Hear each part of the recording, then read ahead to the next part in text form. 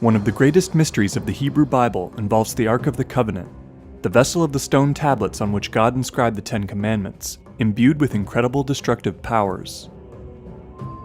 The Bible makes frequent and detailed reference to the extraordinary power of the Ark, but the object inexplicably vanishes from historical record sometime in the 6th or 7th century BCE. Many questions remain, but insights from new scholarship and a few ancient traditions expose the remarkable story of this mysterious ancient object.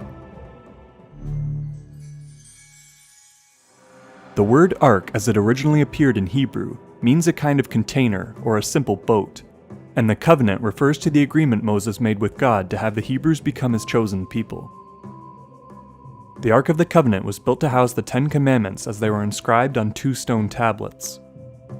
The earliest reference to the Ark occurs in Exodus 25 verse 10, when God commands Moses to build him a sanctuary so that he can dwell amongst the Hebrews. The Ark was constructed by divine specifications at 1.2 meters long and 76 centimeters tall and 76 centimeters wide. It was made of acacia wood, a tree associated with the tree of life in mystical traditions, and covered in gold inside and out. The lid was a solid gold slab called the mercy seat, with 2 cherubim angels on top with wings outstretched towards each other. This feature was meant to emulate the 2 cherubim that were standing on opposite sides of God when Moses encountered him on Mount Sinai. God told Moses that he'd speak to him from between these cherubim, and the Bible often describes God appearing here as a vaporous cloud. When God gave Moses the 10 Commandments, he ordered him to place the stone tablets they were written on inside the ark. God also commanded him to place inside of it a pot of manna and the staff of Moses' brother, Aaron, and to consecrate the sacred vessel with the oil of holy ointment. The ark was to serve as a mobile sanctuary for the commandments of God, and for the Spirit of God himself during the Hebrews' 40-year exile in search of the promised land of Israel. The ark was to be carried by the priests of the Levite tribe, the tribe of Moses, on gold-coated acacia wood poles slid through gold rings on its sides, and was to be handled according to specific instructions from God. When not traveling, the ark was placed in a portable fenced-in tent called the tabernacle. The ark was almost never opened in all its history, and it was kept under a veil of badger skins and a blue cloth, shielding onlookers from its supernatural radiance. The ark glowed brilliantly at all times, and was frequently accompanied by clouds, thought to be the vaporous presence of God. During their period of exile, the Hebrew tribes used the ark to incredible effect, both as a weapon against hostile forces and as a tool for manipulating the environment. It was brought into battle in their wars against the Amorites, the Midianites, and the Philistines. In Joshua 3, the river Jordan dried up under the feet of the priest carrying the ark across. Later, the Hebrews marched the ark around the city of Jericho once a day for 7 days, allegedly causing the stone walls to come crashing down when the priests sounded their horns. The ark was also consulted as a divining tool before several important battles. At the same time, however, the ark was extremely dangerous, and inflicted suffering and death upon those who approached it without great care. Nadav and Avihu, the sons of the priest Aaron, brought a foreign flame in a metal incense burner to offer a sacrifice in the tabernacle, and were engulfed by a burst of flame emanating from the Lord and killed. King Uzziah was struck with leprosy when he too brought a foreign flame in a metal burner before the ark.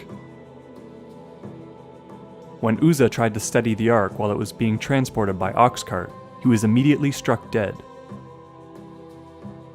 Jewish exegetical traditions tell of several instances in which the ark would levitate over its carriers, or pick them up and throw them to the ground.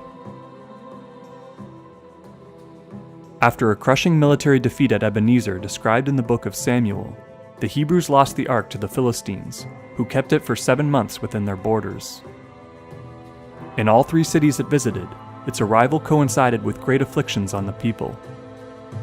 There was an outbreak of mice and sores, or tumors, at Ashdod, and an idol of the god Dagon was mysteriously laid prostrate before the ark, with its head and hands broken off. The people of Gath and Ekron were also afflicted by sores or tumors, and many in Ekron were killed. The Philistines returned the ark to Israel in a spirit of apology, and it was passed between several cities before landing in Jerusalem. As it was passing through Beth Shemesh, some of the men there made the mistake of approaching the ark in a profane manner, and according to some translations, touching or looking inside of it, and 70 of them were immediately killed by God. The ark passed through the care of a number of priests after the Hebrews settled the Promised Land, and before the unification of the Kingdom of Israel under King David around 1000 BCE. David decided to build the temple as a place of rest for the Ark of the Covenant, and received a plan for its construction from God. But it was Solomon, David's son and second king of the Israelites, who built it. The Temple of Solomon was built on a sacred rock thought to be the place from which the creation of the earth began. The ark sat directly on this rock, called the Shetiah, or foundation stone, enclosed in its own sacred space called the Holy of Holies, where it was safely guarded from the laity. Only the high priest was allowed to enter the Holy of Holies, and only once a year under strict conditions. A few essential rituals, including burning incense and wearing heavy robes, saved the high priest from death in the ark's presence. The Israelites maintained the ark in the Temple of Solomon at least until Uzziah was struck with leprosy in 740 BCE, and most likely until 701 BCE, when the prophet Isaiah wrote of the miraculous slaughter of the Syrian army besieging Jerusalem, an event that seems to have involved the ark. After this, the ark simply vanishes from record, with no mention in scripture of how or why. It's only brought up again to comment on its absence. The first indication that the ark had been removed from Solomon's temple occurs in the book of Jeremiah, written in 626 BCE, when the prophet foresees a time when the Israelites will no longer miss the ark of God. Passages from Kings and Deuteronomy provide further clues that it was gone under the reign of Josiah, which spanned from 641 to 609 BCE. A passage in 2 Chronicles, written in 622 BCE, makes it clear that the ark was absent from the temple when King Josiah commands the Levites to return it there. So the ark was almost certainly gone by the end of the 7th century BCE. Nevertheless, mainstream academic opinion is that the ark remained in Solomon's temple until the Babylonian king Nebuchadnezzar invaded Jerusalem and destroyed it in 587 BCE. However, the biblical description of the pillaging of the temple makes no mention of the ark, even though it provides a very detailed list of what was taken as booty, and clearly specifies that Nebuchadnezzar's men had removed the doors to the Holy of Holies. The lack of any clear indication of what happened to the ark has led to endless speculation on its whereabouts. Some Jewish traditions suggest that Josiah, or some other late Temple-era king, hid the ark under the wooden storehouse on the Temple Mount, or in a cave that Solomon set aside near the Dead Sea. Archaeologist Lean Rittmeyer has found a cutout piece of rock measuring the dimensions of the ark on the Shetiah, now contained within the Muslim Dome of the Rock, and suggests that the ark was hidden under this cutout before the Babylonian invasion. Unfortunately, previous attempts to excavate under the rock have yielded little of interest, and no further excavations are likely to be permitted by religious authorities.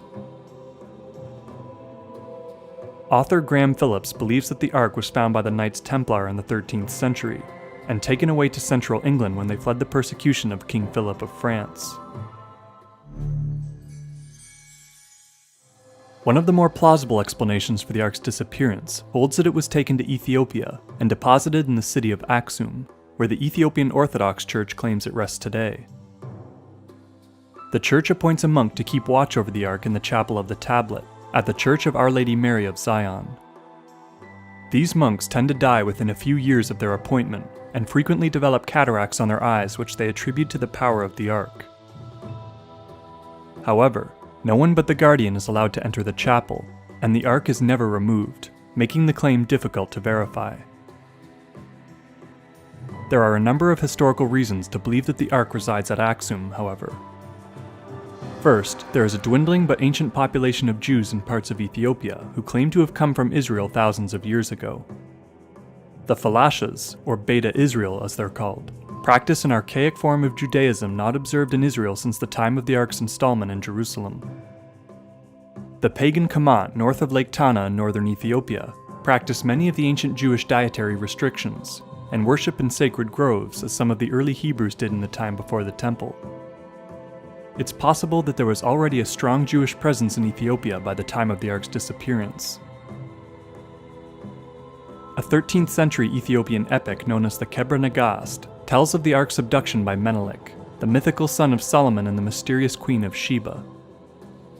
Menelik stole the Ark while visiting his father and brought it to Ethiopia via the Nile and Takazi rivers, into what the document claims was the native land of Sheba.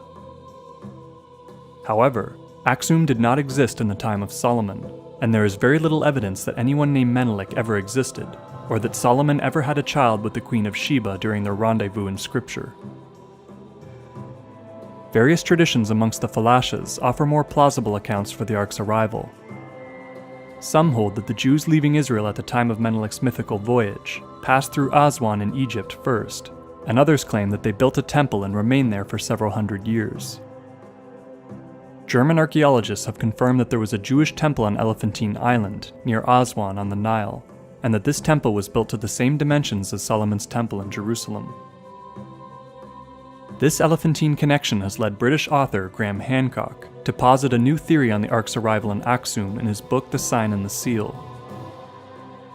Hancock, along with biblical scholar Menahem Haran, believed that the Levite tribe removed the Ark from Solomon's temple during the tumultuous reign of Manasseh, who installed a pagan idol in the Holy of Holies, and led a bloody war against the prophets and scribes of Yahweh, the God of David.